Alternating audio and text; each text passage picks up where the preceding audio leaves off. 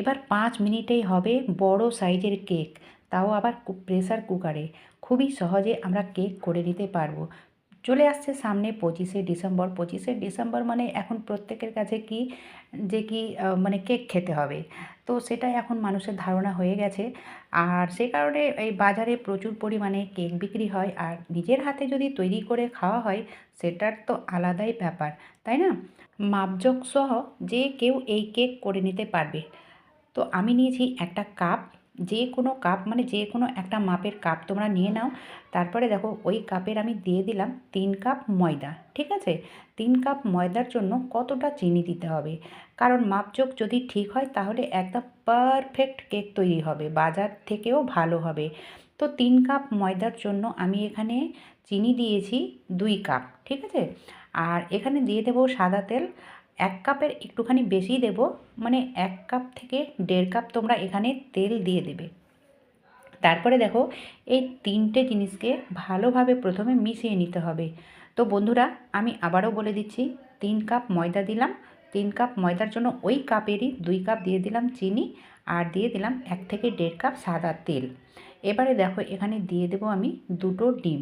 তো 2টো ডিম দেওয়ার পরে আবারও ভালোভাবে মিক্স করতে হবে। তো আমি 3 কাপ ময়দার জন্য যে 2 কাপ চিনির ব্যবহার করেছি, তোমরা চাইলে চিনিটাকে কমিয়েও নিতে পারো বা একটু একটু বাড়িয়েও নিতে পারো।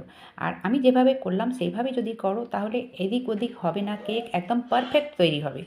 এবারে এটাতে দিয়ে দেব একটা মিডিয়াম সাইজের গাজর, আমি গ্রেট করে রেখেছি, মানে ভালো করে ধুয়েছি, ধুয়ে নেওয়ার পরে মিহি গ্রেটারে গ্রেট করে নিয়েছি। তো এটাকে মানে এখানে অ্যাড করে দেব। তারপরে আর কি এটাকে ভালো করে মিক্স করতে হবে, মানে মিশিয়ে নিতে হবে। মানে গাজরটা দেওয়ার পরে আবারও ভালো করে মিক্স করতে হবে। তারপরে দেখো এখানে দিয়ে দেবো খানিকটা দুধ। তো দুধটা কতটা দেব সেটাও একটা ব্যাপার আছে। তো ওই কাপেরই, যে কাপের আমি চিনি ময়দা মাপ করেছি সেই কাপের 1 কাপ দুধ দিলাম, ঠিক আছে? তো মাপগুলো যদি ঠিকঠাক রাখা হয় তাহলে কেক কিন্তু মানে এতটাই ভালো হবে যে বারবার করার ইচ্ছে করবে, আর এটা না যে কেউ করে নিতে পারে।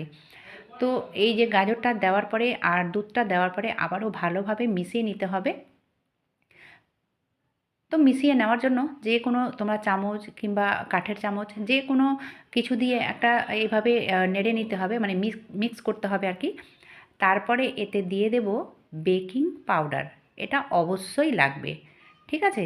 তো কতটা বেকিং পাউডার দেব তোমরা দেখতে পাচ্ছ, চা চামচের 1 চামচ ভর্তি করে আমি বেকিং পাউডার দিলাম। আর সেই চামচের 4/1 ভাগ দিয়েছি খাবার সোডা, মানে বেকিং সোডা, ঠিক আছে?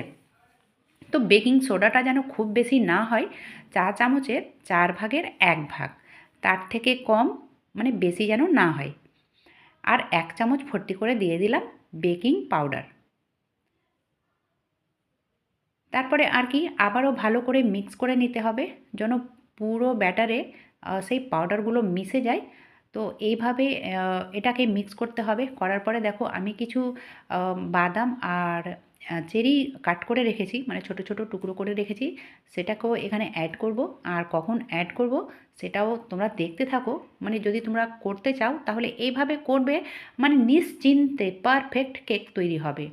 আর তার জন্য কোনো মোল্ড বা মাইক্রো ওভেন বা কিছু লাগবে না, চুলোয় তৈরি হয়ে যাবে প্রেসার কুকারে। তো আমি একটা নিয়েছি এরকম বড় সাইজের একটা টিফিন, মানে টিফিন বাটি। তো যে কোনো এরকম বাটি স্টিলের হওয়া যায়। আর সেটাতে আমি সাদা তেল দিয়ে দিলাম। তোমরা দেখে বুঝতে পারছো কিভাবে আমি তেলটা দিয়েছি। তো এই তেলটা দেওয়ার কারণ হচ্ছে যেন লেগে না যায়, যখন কেকটা বার করব তখন যেন লেগে না যায়। তোমরা চাইলে এখানে বাটার পেপারের ব্যবহার করতে পারো কিংবা নাও করতে পারো, কোনো সমস্যা নেই। একটু তেল ব্রাশ করে দিলে কিন্তু আম, এটা তৈরি হয়ে যাবে, মানে কোনো মতে লেগে থাকবে না। তো যে ব্যাটারটা আমি তৈরি করেছিলাম, মানে মিক্স করেছিলাম, সেটা এবারে এতে দিয়ে দিলাম। দেওয়ার পরে এটাতে দিয়ে দেব কিছু চেরি। তো চেরিটাকে আমি ছোট ছোট টুকরো করে কাট করে রেখেছি, তোমরা হয়তো দেখে বুঝতে পারছো। তো আমি নিজের ইচ্ছে মতো মানে এটাকে সাজিয়ে দেওয়ার জন্য, আর শুধু সাজানোর জন্য না, এগুলো দিলে কিন্তু খেতেও ভীষণই ভালো লাগে। তোমরা চাইলে এখানে কাজু বাদাম কিশমিশ এগুলোও দিতে পারো। তো যাই হোক, আমি চেরিটাকে দিয়ে দিলাম। আর চেরিটা দেওয়ার পরে তোমরা মানে বুঝতেই পারছো যে কতটা সুন্দর লাগবে দেখতে। তারপরে কিছুটা দিয়ে দেবো বাদাম, মানে কাঠবাদাম। তো এটাকেও মানে গোটা দিলে ভালো লাগবে না, অবশ্যই এটা থেতো করে নিতে হবে, কিংবা ছুরি দিয়ে এভাবে কাট করে নিতে হবে। তো আমি এই বাদামটাকে কাট করে নিয়েছি ঠিক এভাবে মিহি মিহি করে। আর এটাকেও এইভাবে চারিদিকে ছড়িয়ে দেব। ছড়িয়ে দেওয়ার পরে চামচ দিয়ে এইভাবে একটু খুঁচিয়ে নেব। মানে এভাবে খুঁচিয়ে নেওয়ার কারণটা হচ্ছে, যখন কেকটা ফুলে উঠবে তখন যদি এরকম না করি তাহলে কিন্তু কেক থেকে ছুটে ছুটে পড়ে যায়, ঠিক আছে? আর এই রকম করে দিলে কিন্তু কোনো মতে পড়বে না, কেক থেকে ছুটে পড়বে না। তো হালকা হাতে এইভাবে একটু নাড়িয়ে নেবে বা একটুখানি খুঁচিয়ে নেবে, ঠিক আছে? এবারে দেখো, এটা কিন্তু মানে কুকারে দেওয়ার জন্য এক্কেবারে রেডি। তো এইভাবে হালকা হাতে মানে কয়েকবার ট্যাপ করে নিতে হবে, মানে এইভাবে ঠুকে নিতে হবে। এবারে চলো চুলোর দিকে। তো আমি আগে থেকেই মানে 5 মিনিট আগে থেকেই কুকারটাকে চুলোয় দিয়েছি। আর মানে এটাকে প্রথমে ফ্রি হিট করে নিতে হবে, অবশ্যই এটাকে ভালোভাবে গরম করে নিতে হবে। তো 5 মিনিট আগেই আমি এটাকে ভালোভাবে ফ্রি হিট করে নিয়েছিলাম। তারপরে নিচে স্ট্যান্ড দিয়েছি, তোমরা দেখতেই পেলে। আর স্ট্যান্ডের ওপরে এই টিফিনটা রেখে দিয়েছি, ঠিক আছে? আর এই যে ওপরের ভাল্বটা, এটা কিন্তু লাগাতে হবে না, এটা অবশ্যই খুলে নিতে হবে। তো এটা আমি খুলে নিয়েছি। খুলে নেওয়ার পরে এটা আমি দিয়ে দেব 40 মিনিটের জন্য। যেহেতু আমি আগে থেকে এটা ফ্রি হিট করে নিয়েছিলাম, মানে ভালোভাবে গরম করে নিয়েছিলাম, তারপরে এটা 40 মিনিট রেখে দিয়েছিলাম। 40 মিনিট পরে আমি ঢাকনাটা খুলেছি। তোমরা দেখে বুঝতে পারছো কেক কিন্তু ভালোভাবে ফুলে গেছে। আর আমি একটা স্টিক নিয়ে চেক করে নেব যে কেকটা ভালোভাবে হয়েছে কি না। তো বন্ধুরা, কেক তো হয়ে গেছে, কিন্তু ভেতরে একটুখানি এখনও কাঁচা আছে, সে কারণে এই স্টিকটাতে লেগে যাচ্ছে, ঠিক আছে? তার মানে এটা আরও হবে। তো আমি 40 মিনিট করলাম, আবারও 5 মিনিটের জন্য এটাকে দিয়ে দেব। মানে এই কেক তৈরি করতে 45 মিনিট সময় লাগে। তো অবশ্যই সিম আঁচে করতে হবে, মানে আঁচটাকে একেবারে লো রাখতে হবে, হাই ফ্লেম একেবারেই করা যাবে না। তো লো আঁচে এটাকে তোমরা 45 মিনিট একবারেই করে নিতে পারো। যেহেতু আমি প্রথমে 40 মিনিট পরে খুলেছি, আর আবারও 5 মিনিটের জন্য রাখতে হলো। মানে 40 মিনিট দিয়ে আমি ভুল করেছি, এটা 45 মিনিটের আগে হয় না। তো সেই কারণে আমাকে 5 মিনিট এক্সট্রা লাগলো, মানে ডবল করে করতে হলো।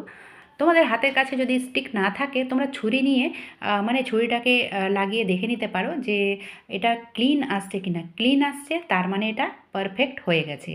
তো যদি ক্লিন না আসে তো কোনো সমস্যা নেই, আরও 5 মিনিটের জন্য রেখে দেবে। আর এই কেক তৈরি করতে 45 মিনিট সময় লাগে।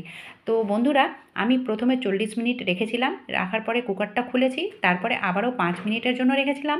এবারে কিন্তু পারফেক্ট তৈরি হয়েছে। এবারে ব্যাপার হচ্ছে কেকটা বার করব কিভাবে। তো অবশ্যই এটা প্রথমে ঠান্ডা হতে দিতে হবে। যদি গরম গরম বার করতে যাই তাহলে কিন্তু কেক ভেঙে যেতে পারে, ঠিক আছে? আর তোমরা দেখতে পাচ্ছ ভীষণই ভালোভাবে হয়েছে, কারণ চারিদিকে ছাড়া ছাড়া মানে নিজে নিজেই চারিদিকে ছেড়ে দিয়েছে। আর এইভাবে ছুরির সাহায্যে এটাকে আহ, মানে ছাড়িয়ে নিতে হবে। তারপরে এটা করব কি, এইভাবে পাল্টে নেব। তো তোমরা আগে প্লেট দিয়ে মানে টিফিনটাকে ঢেকে আর প্লেটটাকে উল্টে নিতে পারো, কোনো সমস্যা নেই। এইভাবে দেখো, বেশি ট্যাপও করতে হলো না, মানে বেশি ঠোকাঠাকিও করতে হলো না। এটা কিন্তু মানে এত সুন্দর হয়েছে, তোমরা দেখে বুঝতে পারছো। আর মানে আমি তোমাদের বলে বোঝাতে পারবো না যে কত সুন্দর হয়েছে। ভীষণই ভালো হয়েছে, বিনা মাইক্রো ওভেন ছাড়াই কিন্তু এটা চুলোতেই। আমি কুকারে করেছি, তোমরা চাইলে হাঁড়িতেও করতে পারো। যে কুকারটাকে আমি ফ্রি হিট করলাম সেটা মোটা টাইপের যদি হাঁড়ি থাকে, তো হাঁড়িটাকে তোমরা ফ্রি হিট করে নেবে। তারপরে একটা স্ট্যান্ড দিয়ে দেবে, স্ট্যান্ডের উপরে এই টিফিনটা রেখে দেবে, ঠিক আছে? তো আমি কাট করে দেখাচ্ছি, তাহলেই তোমরা বুঝতে পারবে যে কেকটা কতটা পারফেক্ট হয়েছে। তো দেরি না করে আর কি, বাজার থেকে না কিনে তোমরা নিজেরাই 25শে ডিসেম্বরের জন্য কেক তৈরি করে নিতে পারো। তো কেমন লাগলো বন্ধুরা? যদি ভিডিওটা ভালো লেগে থাকে তাহলে ছোট্ট একটা লাইক করার সঙ্গে, চ্যানেলে যদি নতুন হয়ে থাকো তাহলে অবশ্যই চ্যানেলটাকে সাবস্ক্রাইব করার পরে পাশের বেল আইকনটাকেও প্রেস করে দিও। তাহলে আমার নিত্য নতুন ভিডিওর নোটিফিকেশান সব থেকে আগে পেয়ে যাবে। আজকের মতো এখানেই শেষ করলাম, ধন্যবাদ।